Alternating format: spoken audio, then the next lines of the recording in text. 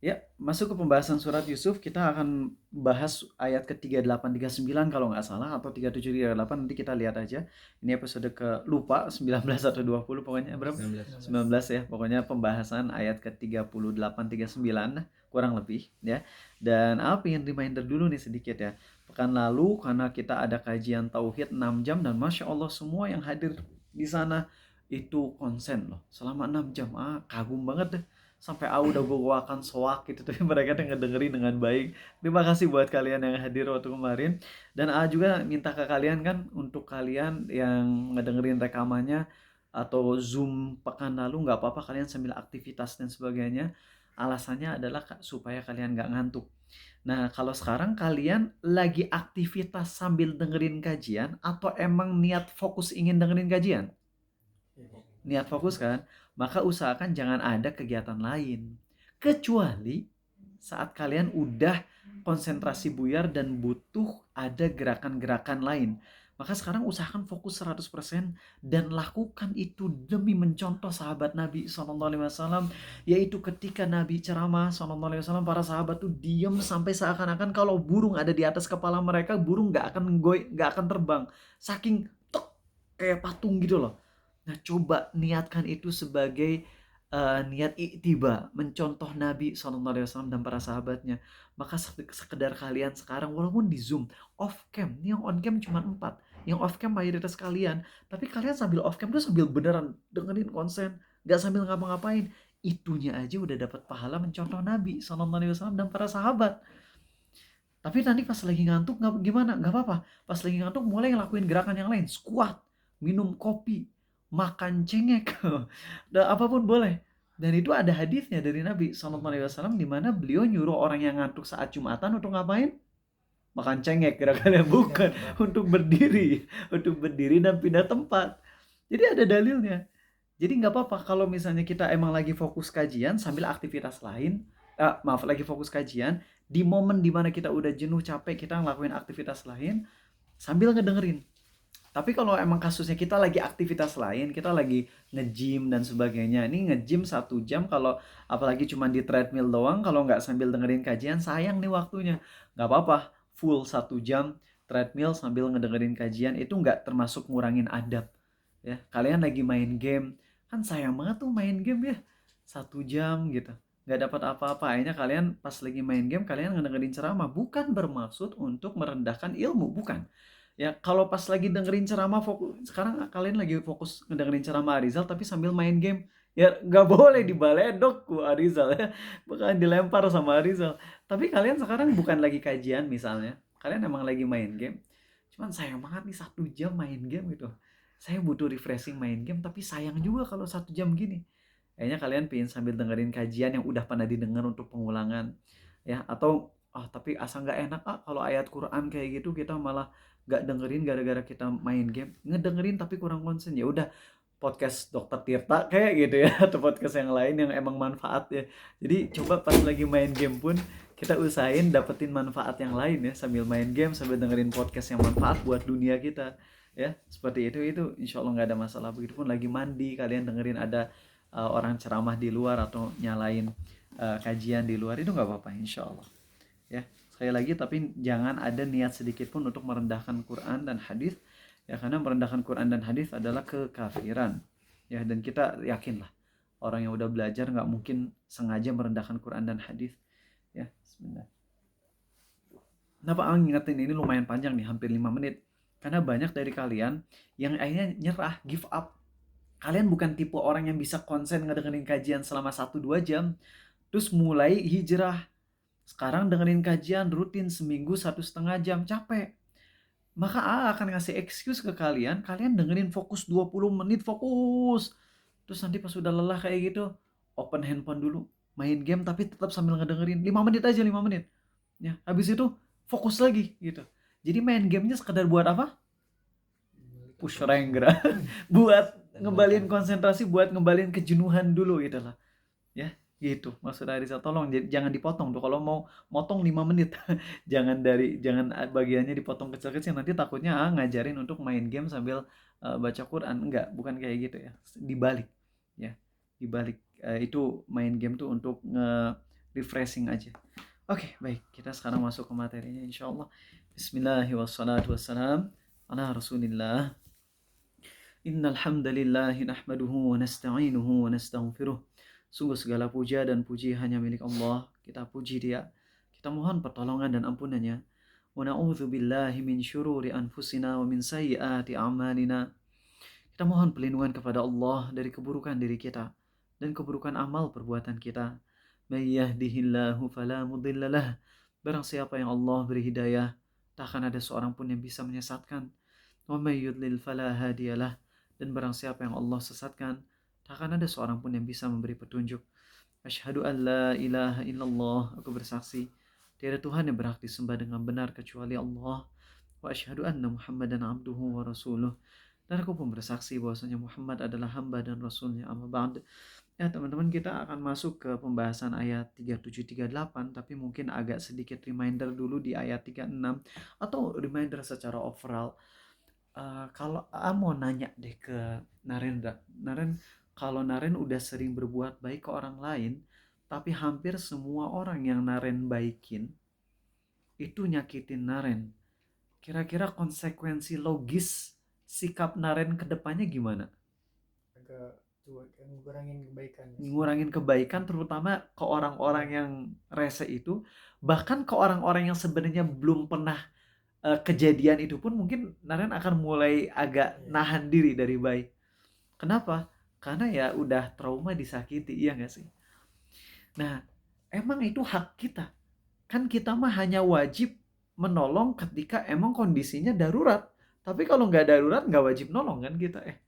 Nggak wajib. Dan kalaupun emang kondisi darurat pun kita hanya nolong sesuai dengan yang kita mampui. Nggak harus kita derderan all out tuh nggak harus.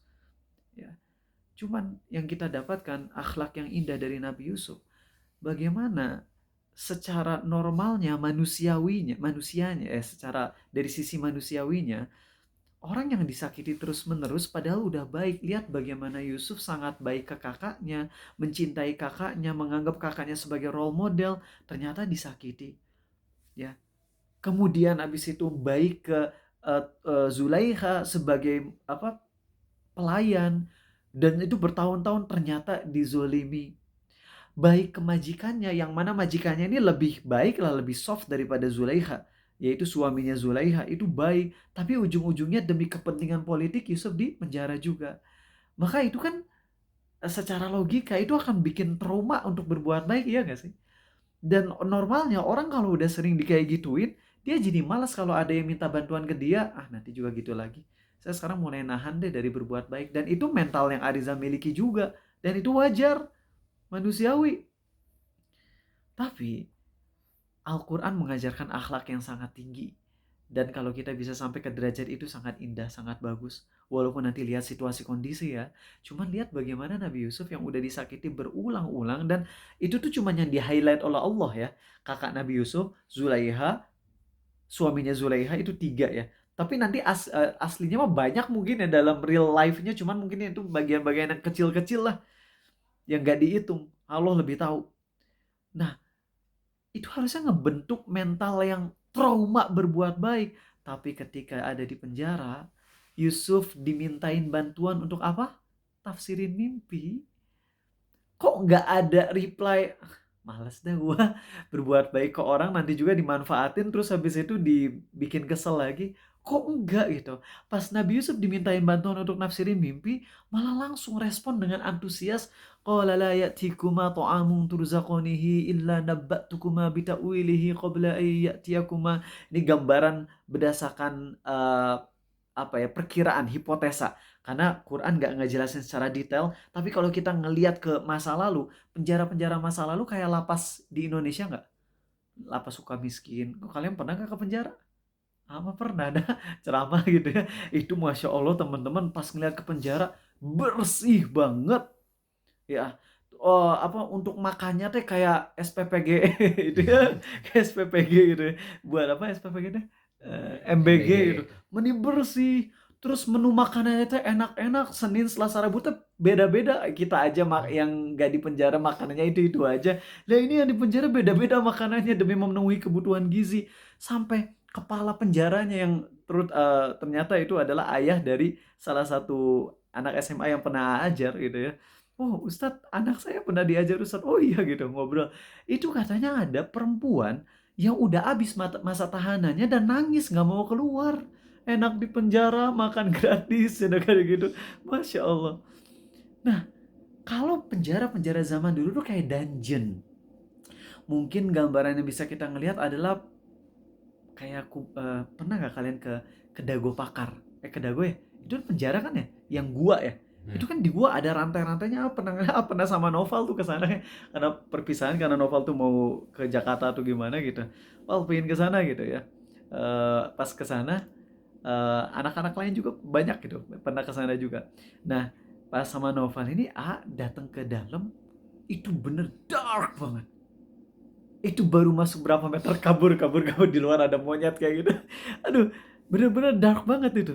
Bener-bener serem. Kebayang gak sih kalau penjaranya kayak gitu? Makanya ini hanya hipotesa aja. Kita nggak bisa memastikan, lagian nggak terlalu penting juga. Cuman andai ini bener, berarti ini akan ngebawa scene yang lebih menakutkan buat kita. Yaitu, lihat bagaimana ketika di penjara gelap, berarti kan nggak tahu kapan siang kapan malam, ya nggak? Karena gelap. Berarti satu-satunya momen di mana mereka tahu waktu itu adalah waktu dikasih makanan. Ngerti? Makanya di situ Nabi Yusuf bilang, qala la ya'tikuma ta'amun turzaqanihi illa nabba'tukuma bita'wilihi qabla an ya'tiyakuma. Seakan-akan Nabi Yusuf tuh udah punya feeling bentar lagi datang makanan nih. Bentar lagi datang makanan, dan Nabi Yusuf bilang, sebelum makan tuh datang, aku udah ngasih tahu tafsir mimpi yang kalian tanyakan itu. Lihat, ini menunjukkan bagaimana gercep banget berbuat baik.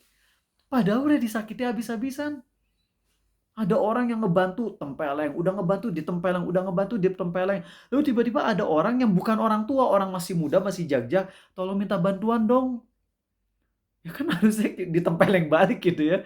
Tapi Nabi Yusuf justru ketika ada dua pemuda datang, langsung gercepnya, oke, aku mau bantu kalian, bentar lagi makanan datang, dan aku bakalan ngejawab pertanyaan kalian sebelum makanan itu datang. Wow. Kenapa bisa gitu?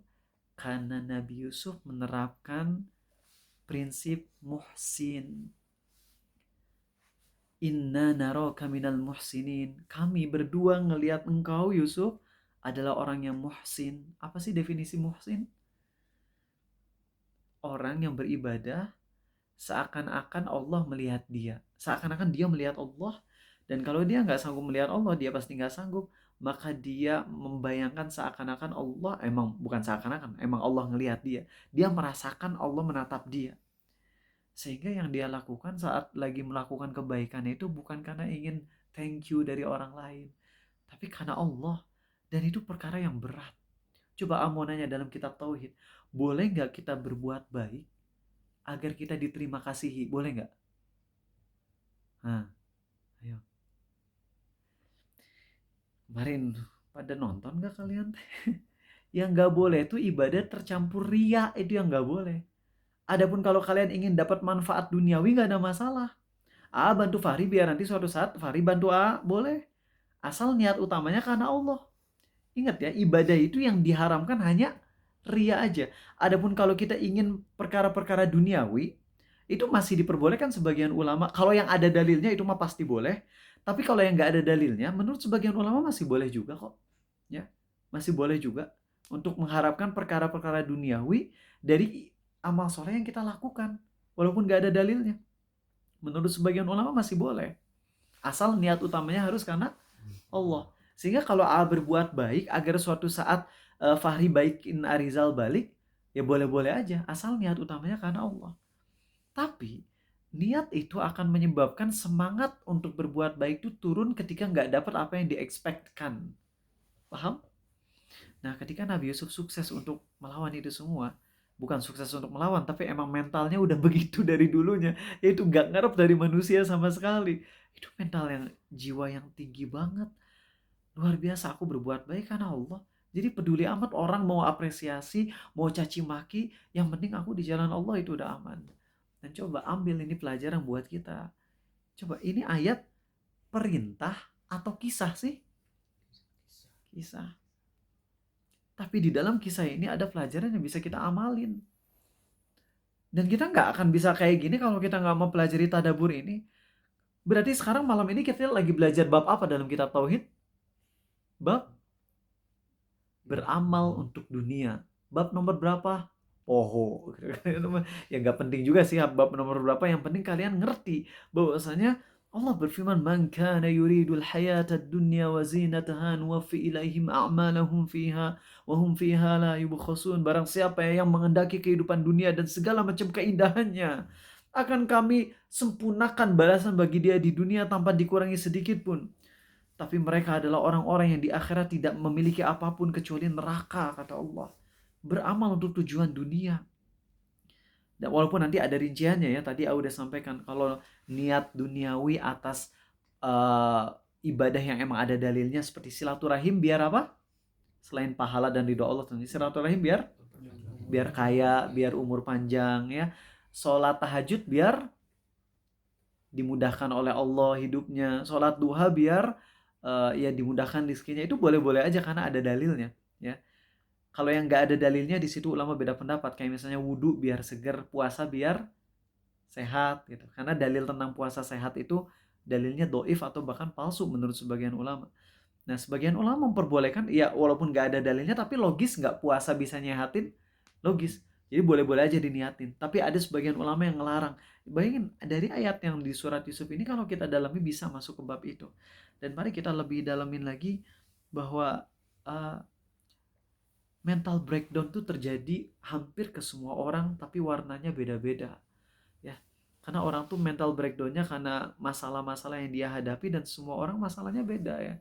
Ada orang yang masalahnya dengan ayahnya, dengan ibunya, ada temennya, ada yang masalahnya dengan dirinya sendiri. Tapi kalau kita merenungi ayat-ayat Quran, semua orang-orang yang berpotensi punya mental breakdown, itu mereka bisa mengatasinya dengan luar biasa indah. Karena apa? Karena mereka terbiasa beribadah kepada Allah dengan tulus dan khusyuk. Mereka udah terbiasa ibadah kepada Allah dengan baik, makanya gak ada istilah mental breakdown. Walaupun kondisinya sebenarnya mengharuskan mental breakdown, stres, depresi, tapi depresi itu jadi gak kerasa sama sekali di hatinya, karena mereka punya terapi yang jauh di atas psikiater pada zaman manapun. Kita ambil contoh, Yusuf tadi kalau yang secara garis besarnya dizolimi berapa kali? 3 kali kan ya, sama kakaknya, sama istri, sama Zulaiha, dan sama suami Zulaiha. Itu 3 kali. Walaupun nanti ada tambah-tambahannya juga yang kecil-kecil minornya. Terus habis itu, ibunya Nabi Musa, mental breakdown-nya sama siapa? Fir'aun. Kena ancaman mau dibunuh. Coba bayangin kalian punya anak, terus habis itu ada misalnya bukan presiden yang sekarang, bukan yang misalnya naudzubillah presiden bengis di suatu zaman bilang yang lahir anak laki-laki siap besok ke posyandu untuk dibunuh, misalnya kayak gitu. Bukan untuk dikasih gizi tapi untuk dibunuh. Kalau enggak maka nanti akan ada sweeping, orang-orang akan ngetok rumah kalian. Dan kalau di sweeping itu orang bayi mah nggak bisa disutin kan, kalau digedor-gedor nangis. Coba gimana itu rasa takutnya, stresnya, depresinya. Tapi ternyata semua depresi itu ditambah lagi dengan, nah ini Nabi bayangin dalam kondisi depresi, orang tuh bisa ngelakuin tanpa nyadar. Kayak kita pernah ngedengar ada seorang suami yang nikah lagi, kemudian istrinya benar-benar stres depresi, sampai 3 anaknya ditenggelamin ke galon apa? Toren, galon nggak bisa ya. Ditenggelamin ke toren. Mati tuh 3 anak, Allahu Akbar. Saking depresinya. Sampai kayak gitu. Dan ibunya Nabi Musa itu menghanyutkan Nabi Musa ke sungai. Itu kan kayak kalau dilihat dari sudut pandang kita itu orang yang depresi berat ya nggak sih? Tapi ternyata itu semua adalah ilham dari Allah. Dan ketika udah ada di sungai pun kan nyadar gitu. Awalnya mungkin kayak flow aja, nyimpen di sungai. Tapi pas Nabi Musa udah di sungai, bayinya Nabi Musa ini udah di sungai, di situ baru nyadar kan, hah, anakku ada di sini. Tapi oleh Allah dikuatkan hatinya. Kenapa? Karena dia adalah orang yang baik, orang yang teguh di atas agama Allah, sehingga Allah kuatkan hatinya. Siapa lagi orang yang seharusnya kena mental breakdown? Siapa? Asia, istri Firaun. Lihat bagaimana hukumannya itu lebih parah daripada Bilal. Bilal cowok, budak, kulit hitam. Itu kan punya punya defensif yang tinggi itu ya. Defense yang sangat tinggi. Orang hitam tahan panas, budak keker, ditimpa batu kuat tuh Bilal. Tapi Asia wanita. Kalau kita ngebaca tafsir Ibnu Katsir tuh di surah At-Tahrim, lihat bagaimana Asia tuh digantung pakai pakai kalungnya sendiri oleh Firaun. Lihat bengisnya, itu baru pas final attack-nya. Bagaimana dari awal Asia beriman sama Nabi Musa sampai momen itu pasti banyak hukuman-hukuman dari suaminya yang bengis itu. Tapi lihat apa yang Allah abadikan di ending surat di bagian tengah surat At-Tahrim adalah Rabbi badili indaka baitan fil jannah wa najjini min fir'auna wa amalihi wa najjini minal qaumidz zalimin. Terus itu pas udah final attack banget mau dilempar batu gede untuk ngegeprek itu badannya, Allah udah cabut duluan nyawa Asia dan masuk surga tertinggi. Kalau kita ngelihat orang-orang di Quran, kisah-kisah mereka yang seharusnya mereka dapat mental breakdown, mereka depresi, tapi ternyata sebaliknya mereka adalah orang-orang yang paling teguh. Kenapa? Karena mereka muhsin. Mau nggak kita jadi orang tipe kayak gitu? Kalau mau, berusahalah berjuang jadi muhsin, yaitu berbuat baik karena Allah natap saya. Setiap kali kita berbuat baik, sekecil apapun usahain. Walaupun boleh nggak senyum biar orang seneng? Boleh nggak? Boleh, nggak ada masalah. Ya, nggak ada masalah senyum. Tapi coba sesimpel senyum, ngomong di hati. Ya Allah, aku senyum ingin ngebahagiain hambamu karenamu ya Allah. Pas kita bantu orang, ada orang yang nanya itu di mana, terus kita tunjuk, oh di situ ya Allah. Mudah-mudahan kau beri taufik kepada dia untuk di tempat itu melakukan kebaikan dan jadikan itu pahala untukku ya Allah. Coba ngomong terus. Itulah yang dinamakan zikir hati. Dan inilah yang Nabi SAW maksud dengan maukah engkau aku beritahukan dengan suatu amal yang kalau kalian melakukannya itu lebih baik daripada kalian jihad di jalan Allah. Kalian memenggal musuh. Itu kan pahalanya gede banget tuh. Lebih besar dari pahala jihad, lebih besar dari pahala ini. Dan apa jawaban Nabi SAW ketika ditanya, apa itu ya Rasulullah? Apa jawabannya? Zikrullah. Mengingat Allah. Yang dimaksud mengingat Allah ini adalah mengingat di hati. Karena beda loh. Bagaikan langit dan bumi, orang yang zikir di hatinya mendalam. Ibnu Qayyim ketika menyampaikan tentang 5 derajat orang yang sholat. Beliau menyampaikan derajat pertama orang yang bakalan disiksa di neraka. Karena sholat, wudunya nggak bener, bacaannya kacau, nggak mau belajar, najis celananya, itu disiksa. Orang yang kedua udah aman, syarat sah rukunnya udah aman semua, tapi nggak ada sama sekali usaha buat khusyuk. Ini akan dihisap nih yang kedua nih. Orang yang ketiga orang yang berjuang untuk khusyuk, ini dapat pahala. Sholatnya insya Allah diterima. Orang yang keempat orang yang dominan khusyuk. Itu luar biasa bagus banget. Orang yang kelima adalah orang yang full khusyuk. Dan hatinya benar-benar merasa ditatap oleh Allah. Kata Ibnu Qayyim, ini orang yang kelima dibandingkan dengan orang yang keempat bagaikan langit dan bumi. Padahal kan kalau mau ngebandingin mah harusnya nomor 5 dengan 1 ya. Tapi ini mah nomor 5 dengan 4 juga bagaikan langit dan bumi. Kenapa? Karena yang kelima tuh kayak hatinya tuh udah bener-bener ngerasa ditatap oleh Allah, ngerasa nyaman, ngerasa bener-bener gak butuh selain Allah, dan itu kenyamanan yang luar biasa. Itulah muhsin. Saat kalian berbuat sesuatu dan di hati kalian ada rasa itu, ada feeling itu. Setiap kali berbuat sesuatu kalian ngomong ke Allah. Pas mau berangkat kerja, ya Allah aku mencari nafkah karena ini perintahmu. Aku mengamalkan ayat Quran ya Allah, dan aku lakukan ini karena engkau. Pulang ke rumah istri gak apresiasi, gak apa-apa. Malah nggak diapresiasi istrinya, makin besar pahalanya. Itu pahala apa? Sabar sama cerewetnya gitu ya. Kenapa ketawa-ketawa kalian yang udah nikah? Sehingga ngerasain ya kalian. Tapi itulah yang terjadi ketika kita hatinya hidup zikir ke Allah, ngerasa ditatap sama Allah. Coba aja sekarang kalian lagi ikut kajian Arizal, taruh di hati kalian, ya Allah, kau tatap aku, kau memperhatikan gerak-gerik hatiku. Kau tahu niat hatiku, aku ingin diampuni ya Allah. Aku ingin selamat di akhirat, makanya aku kajian. Kau tahu banyak dosa-dosaku yang sekarang aku lakukan, dan aku sekarang kajian karena aku ingin digugurkan dosa-dosanya.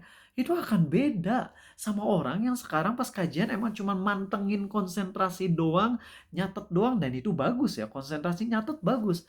Tapi kalau disertai dengan hati yang ngerasa ditatap oleh Allah, itu muhsin. Itu yang kita dapatkan dari surat Yusuf ini. Kita di reminder tentang bagaimana jadi orang muhsin. Dan sebagaimana reminder pekan lalu, kalau kita jadi orang muhsin, Allah yang nanti akan gerakan orang untuk dapat hidayah lewat kita. Ingat baik-baik itu. Kalau kita udah jadi muhsin, Allah yang akan gerakan orang-orang untuk dapat hidayah lewat kita. Ya. Pasti jaminan dari Allah. Insya Allah kita dapat pahala jariah. Pertanyaannya mau nanya, ada nggak nabi yang nggak punya follower? Ada ya? Berarti kalau nabi yang nggak punya follower jadi nggak ada pahala jariah ya? Awas kalian bilang iya loh, salah. Nabi nggak punya follower. Berarti kan nggak ada yang ngamalin ilmunya, iya nggak? Tapi keteguhan mereka disampaikan oleh Nabi kan Sallallahu Alaihi Wasallam, dan itu jadi inspirasi buat kita kan. Nah, inspirasi itu yang membuat mereka tetap dapat pahala, para nabi tersebut. Nggak ada yang sia-sia. Makanya fokus jadi muhsin. Ih enak ya, misalnya Arizal mah setelah hijrah banyak orang yang mau belajar dari Arizal. Kata siapa? Bisa jadi diuji dengan ria, sombong dan sebagainya. Kalian udah jadi muhsin, yang belajar sama kalian nenek-nenek. Ya, yang udah nggak ada nafsu sama cowok, aman kalau kayak gitu ya. Atau sama anak kecil, bocil. Tapi kalian ikhlas, bisa jadi itulah jalan hidayah yang Allah anugerahkan lewat kalian. Pokoknya jadi muhsin aja. Itu kan di Amerika atau Kanada ya. Itu ada tukang laundry masuk Islam gara-gara celana dalam, masih ingat nggak kisahnya? Atau nggak pernah nyampein dari sana? Tukang laundry masuk Islam gara-gara celana dalam. Ini ada cowok muslim yang ngelondri. Si ibu-ibu ini setiap kali dapat pakaian dari yang muslim ini, dicek celana dalam. Kan kalau celana dalam kan biasanya nggak langsung dicuci ya. Ada beberapa SOP di beberapa laundry. Kalau pakaian dalam tuh dicek. Karena kalau pakaian dalam langsung dicuci kadang suka nggak hilang. Apalagi orang-orang negeri sana mah suka nggak cebok kan ya. BAB-nya koneng-koneng gitu. Nah, si muslim ini ketika nyimpen itu pas dilihat celana dalamnya selalu bersih gitu. Bingung dia. Itu selama berbulan-bulan akhirnya memberanikan diri untuk nanya. Ini ibu-ibu atau bapak-bapak lupa ya. Cuma nanya, mohon maaf, saya tuh mau nanya sesuatu yang mungkin agak memalukan. Tapi saya sebagai tukang laundry yang udah bertahun-tahun, saya ngecek pakaian dalam tuh selalu bau, kotor, ada bekas noda yang menjijikan. Tapi setiap kali saya didatangi oleh Anda, itu celana dalam selalu bersih. Apa rahasianya gitu? Terus si orang ini bilang, I am a Muslim. Saya seorang Muslim, dan di dalam Islam diajarkan kita untuk istinja, untuk cebok. Itu masuk Islam coba gara-gara itu. Allahu Akbar. Lihat syariat Islam yang begitu simpel, cebok menjadi jalan hidayah yang menyebabkan orang masuk surga dan selamat dari jahanam. Allahu Akbar. Makanya kalau ada orang yang bilang syariat kita ribet, dia nggak ngerti bahwasanya di setiap syariat yang Allah syariatkan kepada kita itu ada rahasia-rahasia yang indah. Ada syariat A bikin orang onoh masuk Islam. Ada syariat B bikin orang onoh masuk Islam. Kita nggak tahu jalan hidayah Allah dari mana aja. Ya. Bahkan ada yang masuk Islam lewat kemaksiatan, di satu sisi kemaksiatan, tapi di sisi lain adalah syariat Allah juga, yaitu dari sisi dakwahnya. Ada orang pernah cerita juga, maaf kalau ngedalamin bagian ini karena tadi ngedengerin guru Arizal ceramah ini dan ngerenung gitu. Ya banget ya, kebayang gak sih anak 7 tahunan gitu disiksa sama kakaknya, traumanya gimana sih? Kalian yang punya anak 3 akan ngerasain bagaimana kalau anak udah perang di rumah loh, gemesnya luar biasa. Nah itu kalau 3 tengkar, kan lumayan adil 3 tengkar mah. Ini gimana kalau misalnya kakak disakiti sama 2 adik, masih lumayan lah kakak lebih kuat gitu ya. Tapi gimana kalau adik 7 tahun disakiti sama kakak-kakak yang udah belasan tahun semua? Dan semuanya kompak tuh, 10 kakak yang kuat-kuat, yang bahkan ngaku kami bisa menang lawan serigala. Itu adik usia 7 tahun dirobek bajunya, ditonjokin, dilempar. Bagaimana trauma itu ternyata nggak ngerubah sifat Yusuf alaihi salam untuk ngebantu orang yang minta bantuan dari dia. Dan ngerenung, ya Allah, itu baik banget Nabi Yusuf bisa kayak gini. Dalam keburukan dungeon, ya, dalam keburukan penjara yang gelap kemungkinan besar, karena penjara zaman dulu kan tipe kayak gitu. Kalau kalian sering ngelihat kayak film-film ya kayak Egyptian gitu, kan penjara-penjaranya bawah tanah, mumi dan sebagainya kan rata-rata bawah tanah, menyeramkan itu. Ya, nah itu aduh, bisa baik ya. Aku jauh banget dan aku harus berjuang untuk itu. Ya nanti apalagi pas Nabi Yusuf malah nge-mention nikmat Allah, coba luar biasa. Itu bagian situ ya. Untuk masalah pembunuhan skip aja, karena atau simpelnya ada seorang istri cemburu sama suaminya karena pembantunya lebih cantik daripada istrinya. Terus sama si istri dibunuh tuh pembantunya. Suaminya pulang kaget, istriku kenapa kau bunuh pembantu itu? Karena bingung, akhirnya si suaminya bantu mutilasi bareng-bareng. Suami istri mutilasi pembantunya. Ketahuan di penjara. Pas sudah di penjara didatangi pendakwa dan akhirnya dua-duanya masuk Islam. Suami istri ini masuk Islam dan anaknya jadi hafiz Quran. Coba bayangin ya. Dari satu sisi itu maksiat, tapi dari sisi didakwahinya itu kan perintah Allah ya, untuk mendakwahi orang-orang. Para tawanan itu didakwahi. Ya, indah sekali. Hidayah Allah. Nah, kemudian baik. Itu pelajaran pertama yang semoga kita bisa dapat dari sini ya. Kemudian mari kita baca di ayat berikutnya, atau masih ayat ini karena ayat 37 itu lumayan panjang ya. Allah berfirman. Nih. قال لا يأتيكما طعام ترزقانه إلا نبأتكما بتأويله قبل أن يأتيكما ذلكما مما علمني ربي إني تركت ملة قوم لا يؤمنون بالله وهم بالآخرة هم كافرون. Bagian sini yang kelupaan pekan lalu. Pekan lalu tuh kita udah bahas ayat 37 tapi baru selewat doang ya. Baru tentang bagaimana dakwah tuh harus jangan memakan waktu terlalu panjang gitu ya. Nasihat tuh singkat-singkat aja. Ya jangan sampai orang diceramahin lama-lama. Ya kalau lagi sekarang kan lagi majelis ilmu. Emang kaliannya udah siap nerima ilmu dari Arizal 1 jam 2 jam. Tapi kalau pada umumnya ya jangan nasihatin terlalu lama. Ya karena itu akan ngebikin orang jenuh, orang-orang nanti malah jadi malas, malah jadi cenderung merendahkan ajaran kita, ajaran Islam. Jadi nasihat tuh yang singkat-singkat aja deh. Nah, ada poin yang AA kelupaan untuk sampaikan atau baru pindah sampaikan sekarang. Lihat bagian sini. Qala la ya'tikuma ta'amun turzaqanihi. Terjemahannya tuh gini ya. Makanan apapun yang akan diberikan kepadamu berdua. Nah, makanan apapun yang akan diberikan kepada kalian berdua, telah aku dapat menerangkan takwilnya. Ini emang terjemahannya tuh lebih ke tafsir yang agak kurang populer, yaitu ini, kalau di terjemahan Quran yang pegang ini mah artinya gini, makanan sebentar lagi datang, aku bisa ngelihat tembus pandang apa makanan yang bakalan kalian makan sekarang. Tapi ini pendapat yang kurang populer. Ya ada ulama yang berpendapat gitu ya, maksudnya nanti bentar lagi datang makanan, aku tahu makanannya apa tuh di situ. Itu adalah mukjizat dari Allah. Cuman ini pendapatnya kurang tepat. Yang lebih tepat adalah gini. Bentar lagi akan datang makanan. Sebelum datang makanan itu, kalian akan aku tafsirkan mimpinya. Ngerti ya? Gitu. Nah, cuman di sini ada kalimat yang agak kurang didalemin. Yaitu Nabi Yusuf berkata, makanan apapun yang kalian diberi rizki olehnya akan datang kepada kalian. Tapi di sini Nabi Yusuf nggak bilang siapa pemberinya. Kalau dalam pandangan orang-orang di penjara, yang ngasih rizkinya siapa? Ya raja lewat sipir kan ya? Sipir. Tapi di sini Nabi Yusuf nggak nyebut sipir, nggak nyebut raja, nggak nyebut para pelayan-pelayan istana. Tapi Nabi Yusuf menyembunyikan siapa subjek yang ngasih makanannya. Ngerti nggak kalian? Karena turzakoni itu artinya gini. Arizal memukul Genta. Subjeknya siapa? Arizal. Predikatnya memukul. Objeknya Genta. Tapi kalau kalimatnya gini, Genta dipukul, pelakunya ketahuan nggak? Nggak kan ya?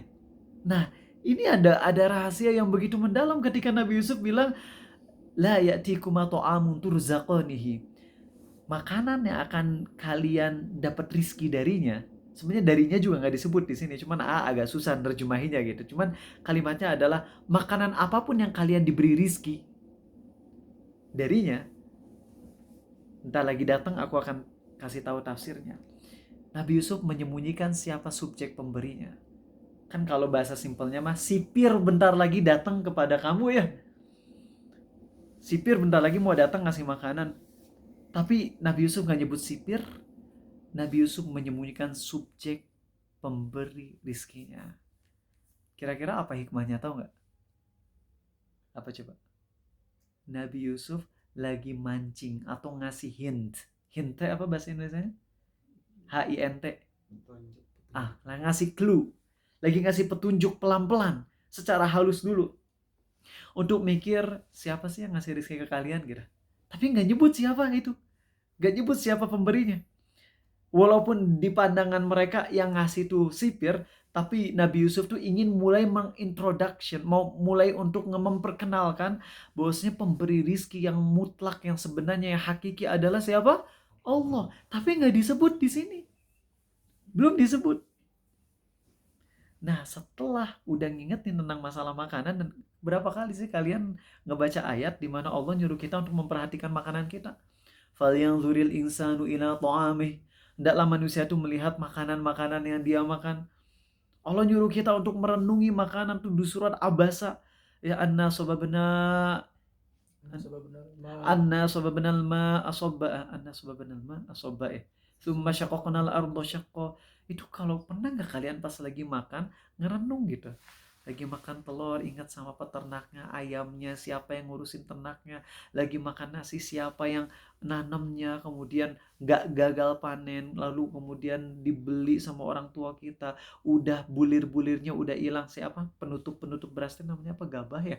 Ya kulit berasnya udah hilang, kita nggak perlu repot-repot. Coba mikirin itu semua, alur-alur makanan sampai ke piring kita tuh begitu indahnya dari Allah semuanya. Nah, di sini Nabi Yusuf ingin mulai memperkenalkan mereka dengan Allah, tapi secara lembut dulu. Dari mulai makanannya dulu.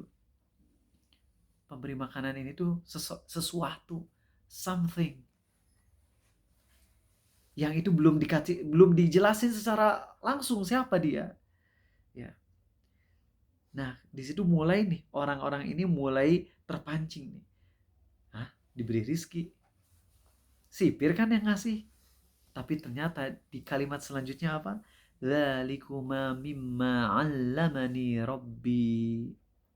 Nabi Yusuf bilang, skill tafsir mimpi itu adalah yang diajarkan oleh Robku. Dalam point of view orang-orang di penjara, yang dimaksud Robku itu siapa? Raja. Ngerti nggak kalian? Nabi Yusuf bilang, ini skill tafsir mimpi ini adalah merupakan nikmat karunia yang diberikan dari Robku. Dalam pandangan penghuni penjara, yang dimaksud adalah majikannya Yusuf. Cuman di Mesir pada momen itu nggak ada yang bisa nafsirin mimpi. Bahkan ketika raja mimpi ngumpulin para menteri-menterinya, mereka bilang, ini mah mimpi omong kosong belaka, nggak ada yang bisa nafsirin. Kalau ada yang bisa nafsirin mimpi, pasti kan orang-orang udah viral gitu pada zamannya.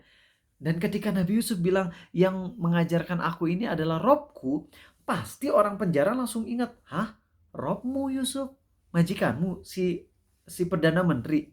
Si menteri-menteri itu? Perasaan menteri gak bisa nafsirin mimpi deh. Itu mulai kepancing lagi, ya gak? Paham gak maksud Arizal? Pertama dari apa dulu Nabi Yusuf mancingnya? Makanan dulu. Habis itu tentang masalah tafsir mimpi. Oh, majikan. Asal gak ada yang bisa nafsirin mimpi mah. Ya. Lalu setelah itu semua, Nabi Yusuf bilang, Inni taraktu millata qaumin la yu'minuna billah wa hum bil akhirati hum kafirun. Sekarang baru diterangin, aku meninggalkan agama orang-orang yang tidak beriman kepada Allah. Di sini baru Nabi Yusuf perkenalkan, Allah itu Tuhanku. Lihat gak sih bagaimana pelan-pelan banget Nabi Yusuf. Mulai dari orang disuruh mikir dulu tentang nikmat-nikmat yang dia dapatkan di dunia ini. Lalu kemudian ingat juga segala macam keajaiban yang ada di dunia ini. Itu juga dari sesuatu. kemudian habis itu diingetin, Allah lah sesuatu itu. Itu indah gak sih? Teknik yang seperti ini tuh indah banget. Dan itu yang harus kita berusaha sampaikan kepada non-muslim. Ya. Non-muslim tuh udah anti banget. Kalau udah dibilang Allah tuh udah takut. Apalagi kalau bilang Allahu Akbar. Langsung lari. Kenapa? Misi bom. Mereka udah anti sama kata Allah. Tapi ketika kita pendekatannya kayak gitu ke mereka gitu ya. Aku cuma mikir sih, makanan-makanan ini yang begitu nikmat. Bahkan ketika ada makanan nikmat tapi lidah ini lagi sakit, ini gak kerasa apa-apa, pasti ada sesuatu yang ngatur kita ya. Mulai diajak mikir dulu, kemudian habis itu ngelihat keajaiban-keajaiban yang ada di alam ini semua nggak mungkin kebetulan. Lihat bagaimana semua bangunan strukturnya tuh ada atapnya, dan atap itu mau nggak mau ujung-ujungnya bolong, sekuat apapun akan bolong, retak. Kalau udah lama gedung-gedung tinggi pun akan dihancurkan untuk dibangun dengan yang baru. Tapi lihat langit yang begitu luas dan agungnya, gak ada retak sama sekali itu langit. Ya, mulai diperkenalkan dulu bahwasanya adanya pencipta. Lalu ketika mereka udah mulai nerima, sampaikan Allah. Itu akan lebih nyentuh. Ya, itu akan lebih nyentuh untuk orang-orang yang berpikir. Dan tidak semua orang kafir adalah pembangkang. Ada orang-orang kafir yang kafir karena emang mereka nggak tahu aja. Dan dakwah yang seperti ini akan sangat cocok buat orang-orang kafir tipe itu. Cocok sekali. Kalau tipe pembangkang nanti ada tekniknya. Tapi untuk orang-orang kafir tipe yang emang nggak tahu, mereka tuh disampaikan dengan cara kayak gini tuh enak gitu. Suka tersentuh ya ketika orang-orang di Kanada, di Amerika ngelakuin street dakwah. Dan cara mereka begitu persuasif. Ada orang yang dari inteleknya kurang, pakai bahasa yang sangat simple ya, ujung-ujungnya mereka langsung pas didakwahin tuh mereka mulai nangis gitu. Iya ya, ada pencipta. Aku ngerasa hidupku ini kayak gak ada artinya, aku cuman kerja, dapat uang, makan, cuman gitu doang. Dan saya ngerasa kalau itu target hidupku, ternyata sekarang aku udah dapat target tersebut tapi gak bahagia. Pasti ada target yang harus aku lebih kejar lagi. Lalu ketika diingetin tentang Allah itu siapa Allah, diperkenalkan Allah tuh maha penyayang, maha pengasih, dan diterangkan dengan sifat-sifat Allah, dan mereka tuh nangis. Ada juga dari kalangan yang intelek, kemudian disampaikan, lihat langit yang begitu precise-nya, matahari dan sebagainya yang beredar di orbitnya, dan begitu, wah pokoknya indah lah, adanya atmosfer dan sebagainya. Coba kita berpikir deh kayak gitu, pakai logika, dan akhirnya mereka tunduk. Iya. Terus pas mereka ngucapin syahadat tuh, lihat bagaimana pas mereka syahadat, terutama yang akhwat tuh, yang cewek-cewek gitu ya, pas habis mereka ngucapin syahadat, mereka langsung tutup mulut mereka sambil nangis gitu. Itu tuh coba bayangin, ini yang dilakukan oleh Nabi Yusuf tuh seperti itu gitu. Ini scene-nya itu Nabi Yusuf lagi ngajak orang-orang kafir yang bukan pembangkang, yang ketika ngedengerin dakwah meneng, diem. Coba scene itu dihayati sama kita. Kita ngelihat dari keindahan kejadian itu, kemudian kita juga ngelihat dari keindahan hidayah Allahnya. Lihat bagaimana begitu Allah lembutnya. Dan ingat ya, Allah tuh ngasih hidayah kepada siapa yang dia kehendaki. Setuju? Setuju ya. Tapi pada umumnya, orang yang dapat hidayah itu ada sebabnya. Ada sebabnya. Dan salah satu sebab terbesar orang dapat hidayah itu karena apa? Humbleness. Atau humility, maaf. Ketawaduan. Dan ketika dua orang ini mau ngedengerin Yusuf dengan begitu antusiasnya, ini menunjukkan adanya humility, adanya ketawaduan pada hati mereka. Walaupun gak menutup kemungkinan ada orang yang emang pembangkang tapi dikasih hidayah juga. Contohnya siapa? Umar. Walaupun kisah Umar ini doif, tapi kita tahu ya, kisah doif itu bukan berarti salah. Apalagi kalau ini kisah tentang sahabat. Karena doif itu bisa jadi doif itu cuma dari detail-detail kejadiannya. Kejadian umumnya mah bener, tapi kejadian detailnya salah. Sebagai contoh kayak gini ya. Di rumah Arizal sekarang ada kajian dan yang hadir 20 orang. Fakta atau hoax? Poin mana yang hoaxnya? Ada kajian mah bener, tapi 20 orang hoax. Yang ikut kajian dengan Arizal lebih dari 100 orang. Hoax atau bener? Hoax kalau yang hadir langsung di rumah. Tapi kalau digabungin yang di TikTok dan di sini 200 orangan misalnya, Jadi tergantung. Jadi kalau ada kisah yang doif tuh jangan langsung ditolak mentah-mentah. Kecuali kalau udah berbicara tentang Nabi SAW. Kalau udah berbicara tentang Nabi SAW, yang doif kita tinggalkan. Ya, jangan berani ngomong Nabi ngelakuin itu SAW. Sedangkan hadisnya doif. Tapi kalau sahabat kisah-kisah ini sampaikan aja, nggak usah takut. Itu kan salah satu yang nyentuh hati banget ya.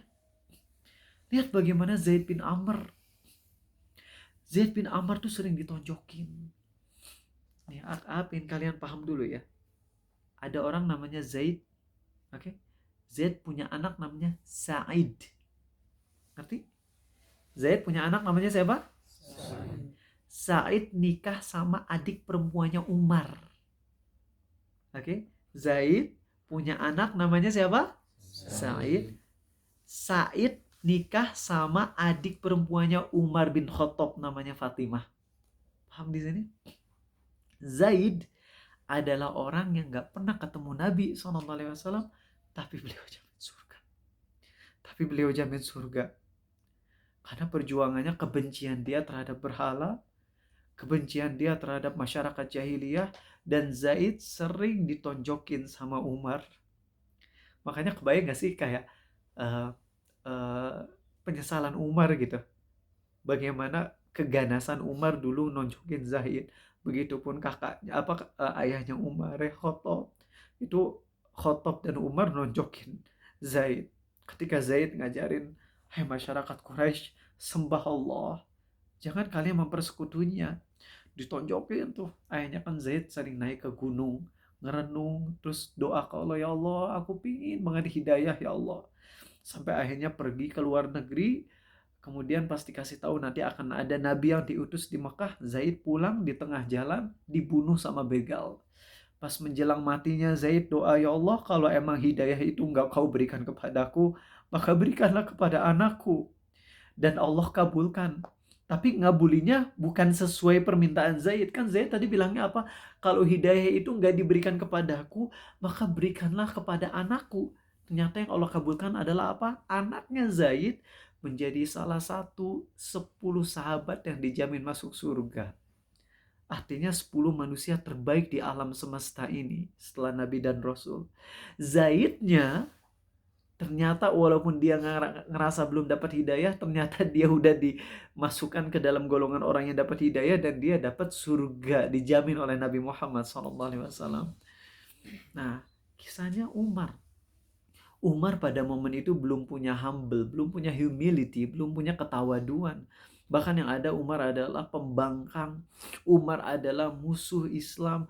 Umar adalah orang yang sangat bengis, di mana para wanita, budak wanita tuh dipukulin sama Umar, dan yang menghentikan siksaan Umar hanyalah karena bosen. Umar berhenti nyiksanya karena bosen, itu aja. Udah capek dah, bosen. Lihat bagaimana pembangkangan Umar. Ternyata ketika Umar udah capek banget dengan perbuatan Nabi SAW yang dakwah terus menerus, akhirnya Umar bawa pedang mau ngebunuh Nabi SAW. Di tengah jalan ketemu sama sahabat, mau kemana kau Umar? Aku mau bunuh Muhammad SAW. Langsung orang itu bilang, kamu mau bunuh beliau? Coba cek adikmu Fatimah bin Khattab, dia juga udah masuk Islam. Umar langsung marah. Adikku masuk Islam. Langsung Umar pulang ke rumah adiknya, gedor-gedor. Dan pada saat itu ada Said, ada Fatimah, suami istri, dan juga ada satu sahabat Nabi SAW yang ngajarin Quran. Dan Umar ngedenger suara Quran, pas digedor akhirnya mereka menyembunyikan mushafnya. Tapi gak bisa sembunyi dari Umar. Umar mukul Said, dan pas mau mukul lagi gak sengaja ketampar tuh adiknya sampai berdarah. Dan di situ Umar mulai luluh. Umar ingin ditunjukkan Quran yang emang dibaca sama mereka. Dan akhirnya Fatimah nyuruh, cuci tanganmu dulu. Wudu, walaupun ini wudunya bukan wudu versi Nabi ya SAW, karena kan belum ada syariat wudu. Pokoknya intinya bersuci dulu, kamu najis, kamu kotor. Setelah Umar bersuci, diperlihatkan, disodorkan surat Toha. Ya, surat Toha. Dan itu keindahannya, Toha ma anzalna 'alaikal qur'ana litashqa illa tadhkiratan liman yakhsha. Toha, tidaklah Allah turunkan Al-Quran untuk menyulitkanmu. Coba realitanya Al-Quran diturunkan, Nabi jadi Mudah atau kesulitan? Kesulitan kan ya? Bahkan salah satu penyebab kesulitan adalah Umar sendiri, ya enggak? Kan gara-gara Umar makanya kaum muslimin jadi sulit. Tapi Allah berfirman, kami tidaklah menurunkan Al-Quran untuk menyulitkanmu. Di situ Umar mulai kesentuh. Illa tadhkiratan liman yakhsha.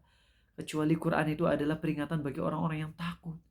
Tanzilam mimman khalaqal arda was samawati al-ula. Itu kalimatnya indah banget. Umar baca sampai ke ayat innani anallah, sesungguhnya aku adalah Allah. Tiada Tuhan yang berhak disembah kecuali diriku saja. Dirikanlah sholat untuk menyembahku. Itu Umar langsung gemeteran. Langsung datang ke Nabi SAW untuk syahadat. Dan di situ ada Hamzah.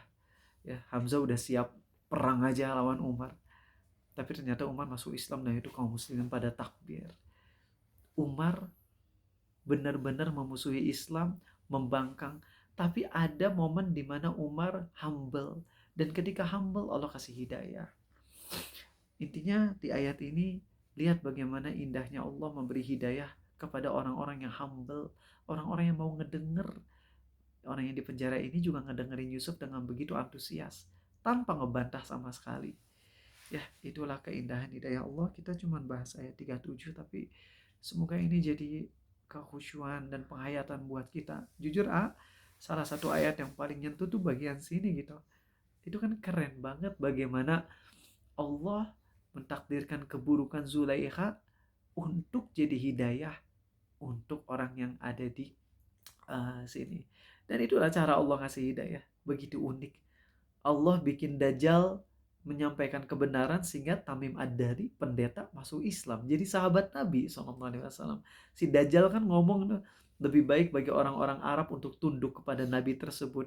Dan Tamim Ad-Dari masuk Islam gara-gara Dajjal ngomong gitu. Si Dajjalnya mah tetap aja jadi jahanam ya.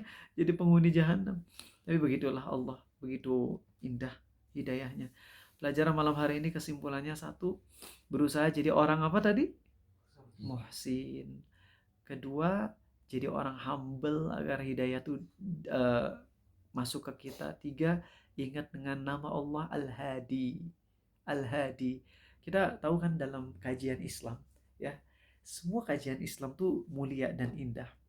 Tapi kajian Islam yang paling Allah cintai adalah kajian Islam saat lagi membahas tentang nama Allah. Maka di malam hari ini kita udah membahas Al-Hadi. Percaya atau enggak, ada murid-murid AA yang kalau ngedengerin kajian tentang Asmaul Husna paling gak betah. Mereka paling senangnya belajar sesuatu yang sophisticated. Yang kayak misalnya, apa contohnya? Bagi waris. Yang membutuhkan kecerdasan otak. Hukum had, kaidah fikih, usul fikih. Itu mereka paling semangat. Tapi kalau lagi ngebahas tentang Allah, mereka langsung loyo. Ya. Karena nggak terlalu dipakai otaknya kan ya. Ya enggak? Kalau kaidah fikih itu hanya untuk orang-orang cerdas kan. Tapi kalau ngebahas tentang Allah butuh kecerdasan tinggi enggak? Enggak. Kalau ngebahas tentang Allah butuh kecerdasan tinggi berarti Islam cuma bagi orang-orang yang pinter doang. Sedangkan Islam tuh untuk semua rahmatan lil alamin, termasuk untuk orang-orang yang inteleknya kurang pun bisa dapat keindahan Islam. Maka malam hari ini kita udah ngebahas tentang Allah Al-Hadi, yang maha pemberi hidayah. Hayati itu adalah kajian terbaik yang kita laksanakan, yaitu saat ngebahas tentang Allah. Terima kasih teman-teman yang udah sabar. Dan sedikit ingin curhat ke kalian, anak-anak grup. Ya, nggak perlu nyebut namanya siapa, tapi ada beberapa yang emang udah nggak semangat lagi, apa mungkin karena kesalahan pribadi Arizal atau ada perbedaan pendapat ulama yang sampaikan di grup yang dia nggak setuju. Maka cuman ingin ingetin ini aja, terus minta hidayah ke Allah.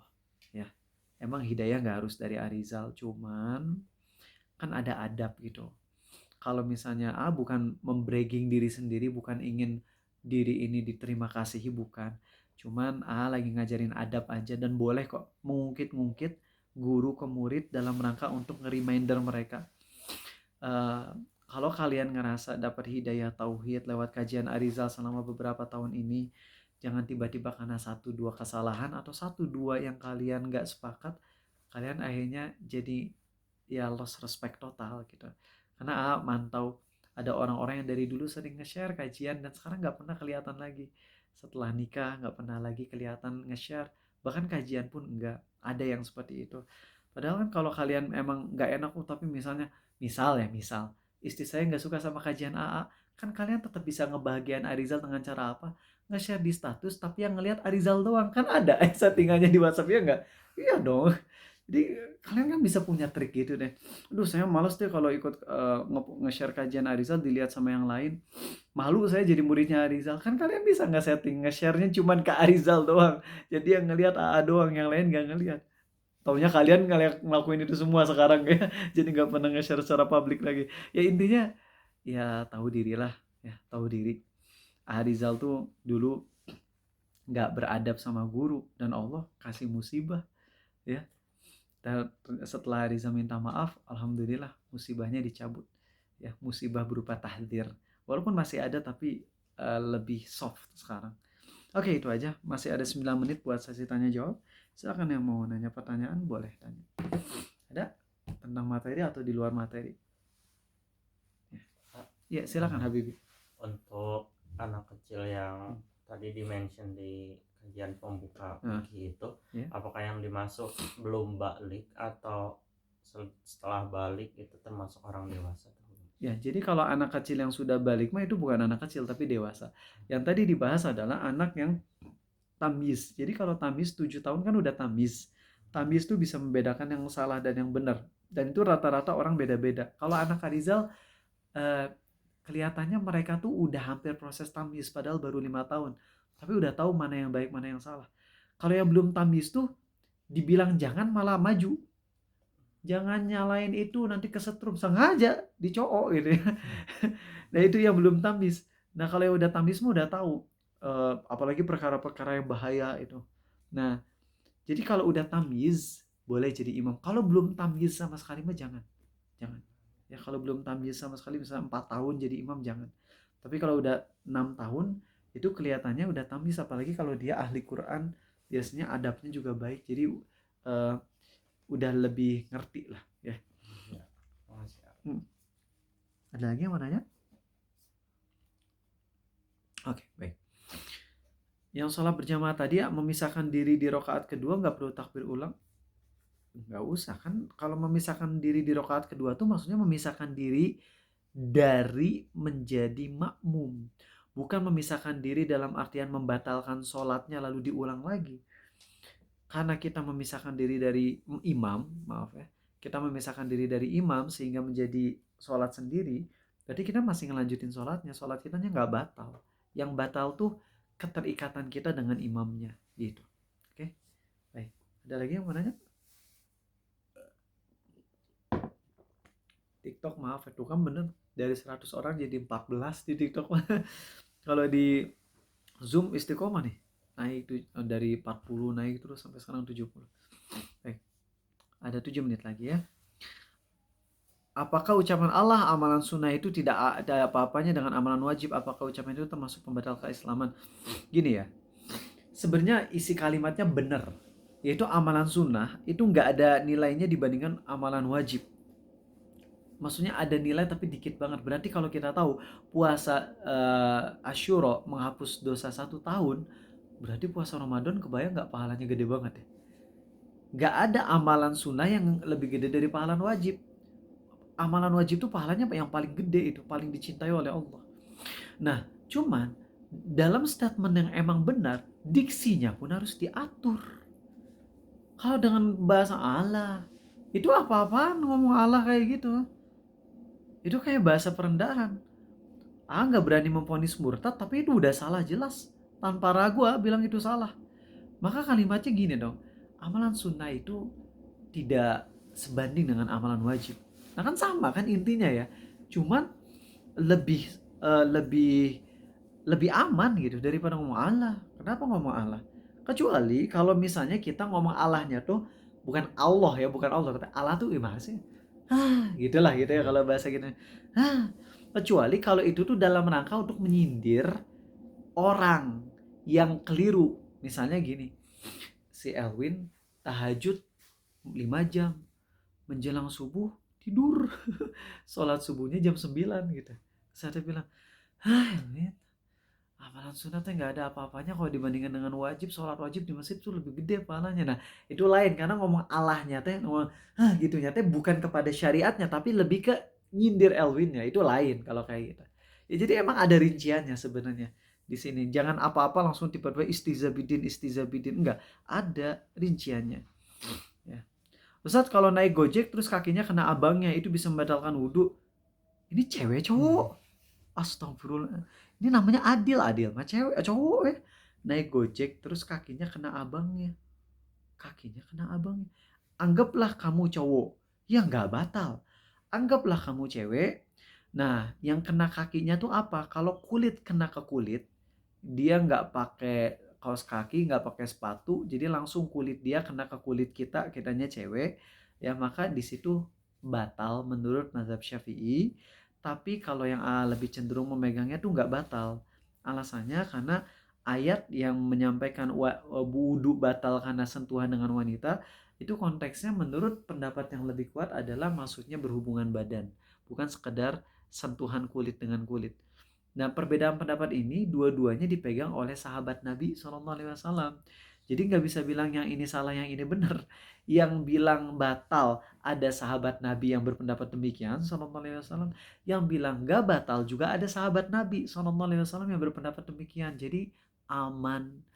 Kalau kalian misalnya selama ini megang ke pendapat batal, megang cewek lawan jenis, ya termasuk megang istri juga batal.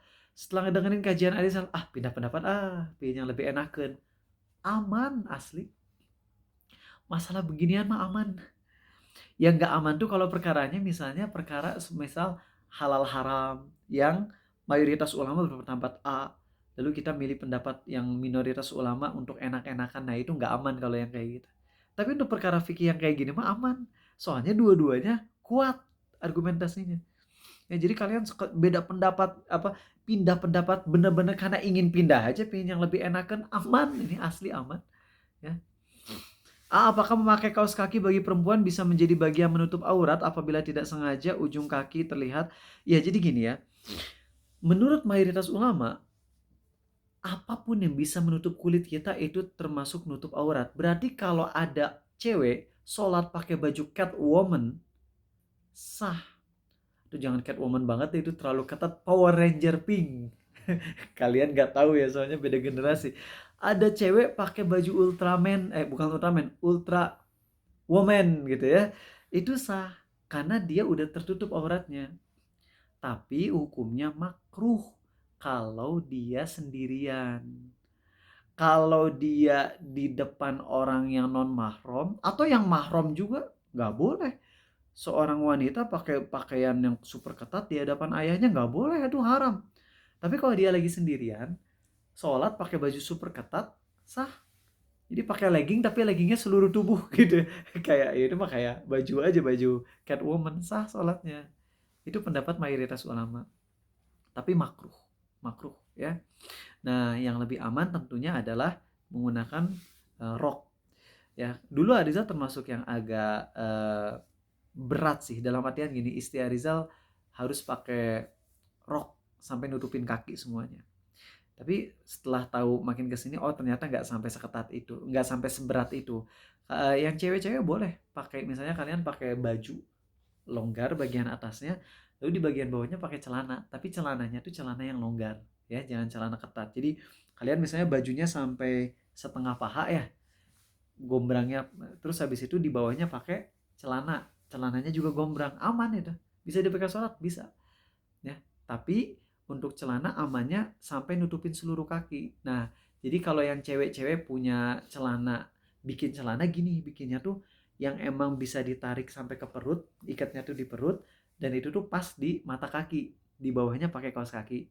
Tapi kalau pas mau sholat prosotin, jadi nanti kakinya nggak kelihatan kaos kaki sama sekali, tapi kakinya bener-bener ketutupan sama celana. Ya paham nggak gitu ya.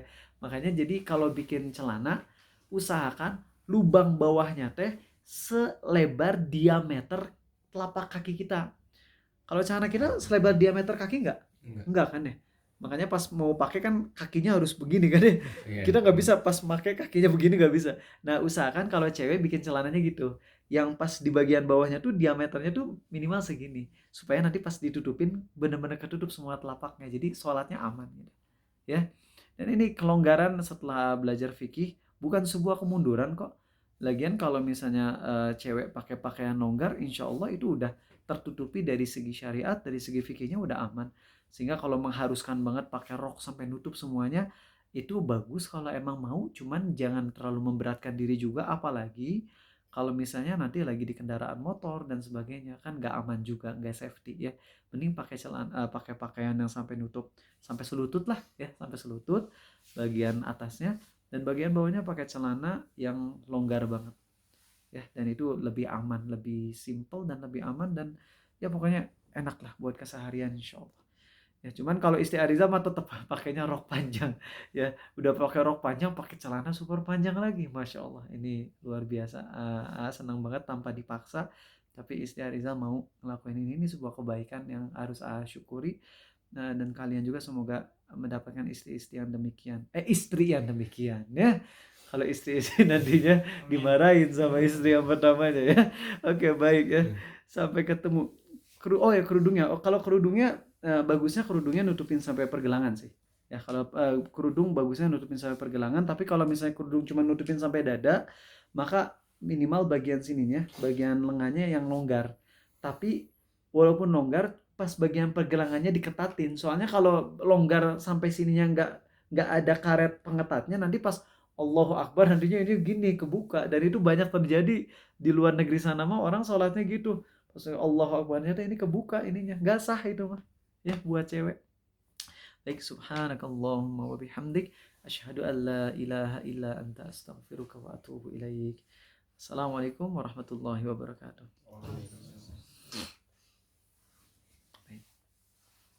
Ulang ya, Win?